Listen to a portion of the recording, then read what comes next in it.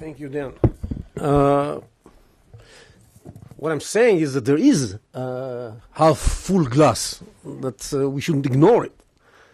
And what I put in this half-full glass is first and foremost the cultural and the values basis.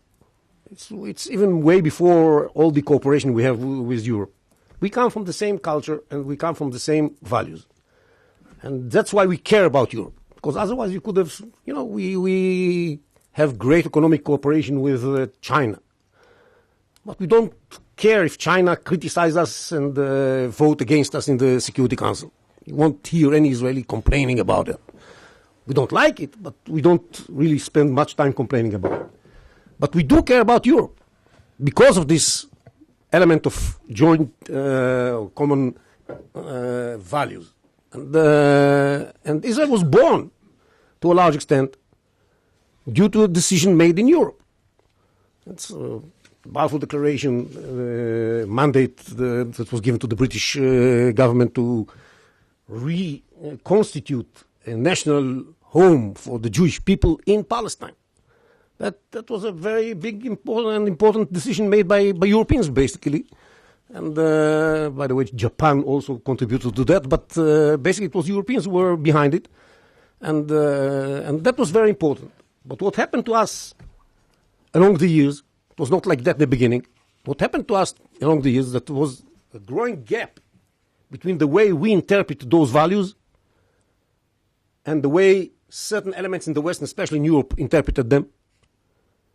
And we found ourselves moving dramatically to a certain interpretation that is much more common in the United States than in Europe to what is Western values.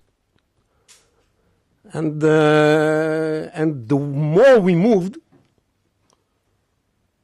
the greater the gaps became, and the greater the disagreements became apparent.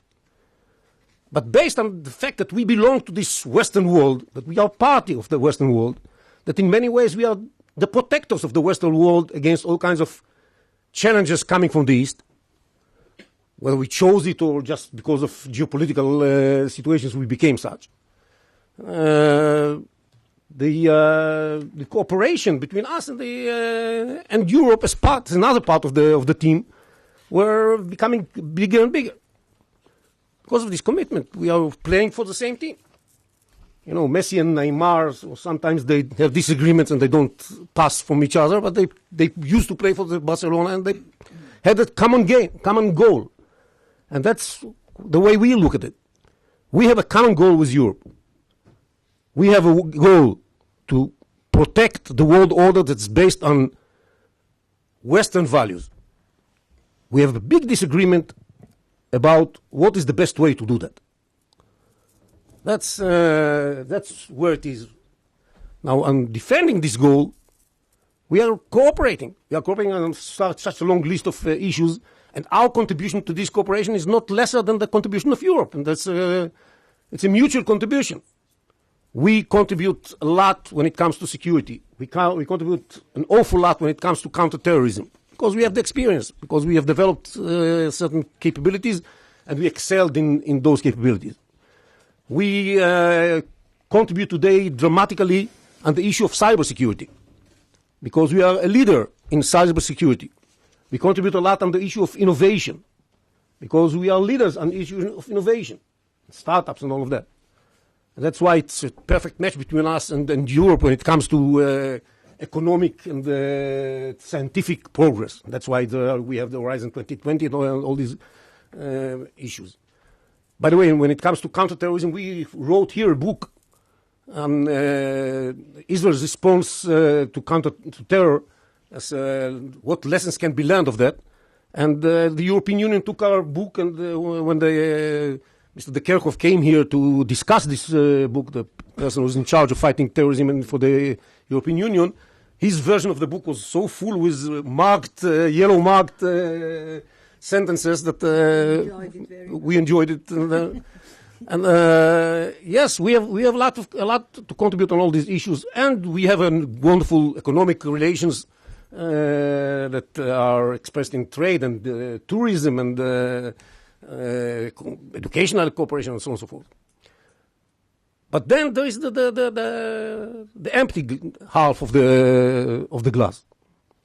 That's the reason it's empty is because we have a difference of opinion about what should be done in order to protect the world order. What should be done in order to even do the two things that Israel is directly involved in this respect, which is fighting terrorism and radicalism, and especially in this respect, our commitment to prevent Iran from having the capability to produce nuclear weapons and to become the hegemon power in the Middle East. And the second thing is what kind of progress can be done and what are the conditions necessary to make progress in the context of our relations with the Palestinians. And those two issues, we have same goals. I don't think that Europe wants to see nuclear Iran, I'm sure not. I don't think that Europe is less careful about Israel's security than Israel. They also care about our security. I don't think that they don't. But they have a totally different approach to that. And many Israelis, when they look at this gap, they try to understand why is Europe adopting a different position. Especially as we have an example of another party who adopted a much more positive position towards Israel positions, named the United States. And so we are wondering, why is it like that? And unfortunately, out of this frustration, the Israelis came up with a long list of not very flattering reasons why the Europeans are like this. They're totally motivated by economic considerations. That's the only thing they care about. They are fearful from their growing Muslim presence in Europe, so they want to please the Muslims. They have adopted a policy of appeasement. That's something deep inside their nature. Well, some even went all the way up to anti-Semitism and the question of guilt and the need to, as you said in the end, to say, okay, Israel is treating the Palestinians the way the Jews were treated in Europe, so now it's easier for us from our conscience to deal with our past when we blame the Jews.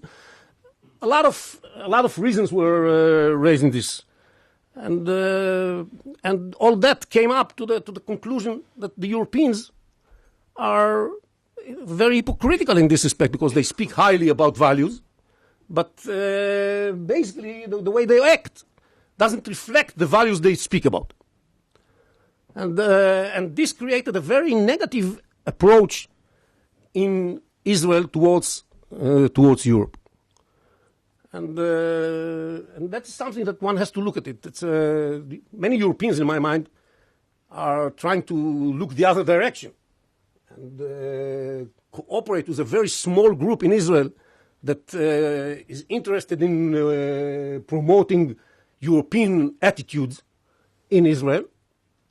Certain groups of NGOs and people on the extreme left, and the Europeans spent a lot of money on promoting the relations with this small group in Israel, totally ignoring the fact that the vast majority of Israel is moving in a different direction and is very critical of Europe. And this created even greater tensions because it was seen as if Europe is trying to intervene in Israeli political process in a direction that is totally marginal in the Israeli electorate. And this exacerbated the situation. And if you look at the list of issues that lie today between us and the Europeans, the attitudes of Europe just, again, move us in the problematic direction. I take, for example, one issue that I was deeply involved with. I mean, Dori mentioned Khan al-Ahmar and explained it, and that's one very important issue in this respect. I take another issue that I was involved in. The Palestinian Authority pays 7% of its budget as salaries to terrorists every year. It's more than 1.2 billion shekels that goes as salaries to prisoners that were terrorists and to the families of the martyrs, as they call it. Now, the Europeans don't like it. It definitely doesn't go along with the agreement they are they have witnessed, yes? According to the agreement, the Palestinian Authority was supposed to fight terror, not only not to encourage terror, but fight terror. Not only that they don't fight terror, they encourage it. So the Europeans did come to the Palestinians and told them, listen, it's not nice, do something about it. And the only thing the Palestinians did was, for 2 years they moved the ministry that was in charge of paying these salaries from the government to the PLO. But still gave the money from the government to the PLO so that the PLO will be able to pay the salaries to the terrorists. Europe, instead of saying, hey, don't cheat on us, said, oh, we are so happy that you cheated on us. And didn't say anything after this happened. This was really ridiculous. And even today, when the United States has enacted the Taylor Force Act and stopped paying money to the Palestinians as long as they pay salaries to terrorists, and Israel adopted the Stern Law that's going to be implemented this month, that would cut from the money we give to the Palestinians after we collect it for them, the amount they pay to salaries to terrorists, Europe has not spoken at all about this issue. What am I supposed to think as an Israeli? That you don't mind that the Palestinians pay salaries to people who try to kill me? I'm sure this is not the case. But if I just look at the revealed preferences of Europe, it prefers to give money to the Palestinians even though they know that this is the way this money is used. So it's, and I raised it with many of the ambassadors. And they all told me, we know it's terrible, yes, we are familiar with your paper and so on and so forth, but we are not going to do anything. Why? Because we are afraid that the Palestinian Authority will fall, will stop the cooperation with Israel on security matter. Nothing of that is going to happen. It's just an excuse. I'm not going to fall. It's, yeah, I'm finishing in. Give me the same 3 minutes. Then we'll have to dub Marif. When the issue of the narrative is raised, the Palestinian narrative, that is all based on lies, is raised in the international community fora, the Europeans don't vote against it. In UNESCO. Unbelievable, on Jerusalem. What am I supposed to think as an Israeli? That you don't think that Israel the Jewish people has a tie to Jerusalem? This is ridiculous. And same goes to the Iranian issue. What has to be done in order to prevent Iran from having the capability to produce a nuclear weapon? Now I want to finish with reference to the new buzzword. Okay? So the Europeans have adopted the new buzzword to explain why they behave the way they do. It's called, we have to defend the rules-based order. Rules-based order. Repeat itself 100 times in every speech a European makes. We are not against the rules-based order, but we are totally in favor of critically checking the relevance and the basis upon which these rules are based. To use it as an excuse, it's a wrong way. We cannot look at what the Iranians are doing and remain committed to an agreement that was very bad right from the beginning, and ignoring the fact that the agreement didn't bring about a change in the attitude of Iran. On the contrary, just today the Iranians tried to launch missiles that would bring a satellite to outer space. It failed, doesn't matter, but they tried.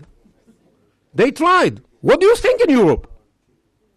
What do you think? That this is done in order to improve the capabilities of mankind in exploring the outer space? Weather forecasting. Weather forecasting. Well, So we are extremely concerned with those issues and the rules-based that according to which Europe tells itself that it has to remain committed to the agreement instead of reimposing sanctions like the United States did, is a poor excuse. And I believe that what we have to do in order to improve the relations is to have an open dialogue in which our concerns that I was raising here will be heard and addressed. Thank you.